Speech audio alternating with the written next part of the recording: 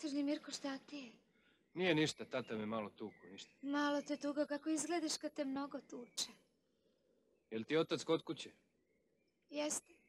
Došao sam da te prosim. Da me prosiš? Pa nisi me ništa pitao. Pa ako tvoj otac pristane, pitaću te.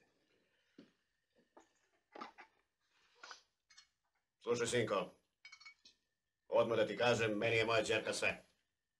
Mnogi su je tražili, ja je nisam dao. Rekao sam, ili ćeš se udati za pravog čovjeka, ili se nećeš ni udavati. Jel tako? Tako je. Tako je, tata. Ti si, vidim, momak na svom mjestu. Samo si nekako slab, neodlučan. Nikakav. Ona tvoja familija radi s tobom šta hoće. Oni sve zgrabili, osvojili, prisvojili, a ti si u toj kući posljednji bednik. Jeste, tako je, jeste. Radiš najgore poslove, svako te bije, nikad nemaš svoj dinar, moraš sve od njih da tražiš i kukumavčiš. Ti bre ne znaš šta je tvoje, čoveče!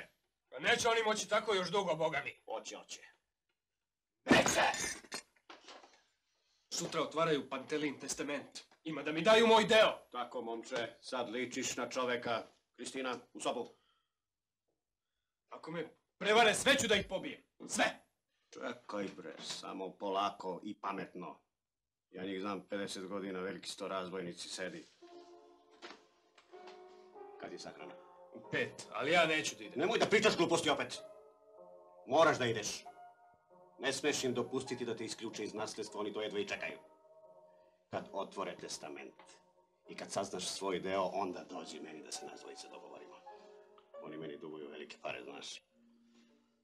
Uz taj deo i uz onaj koji dobiješ od Pantelije, ti možeš postati vlasnik cele kuće. Razumeš? Sad ako nisi pametan,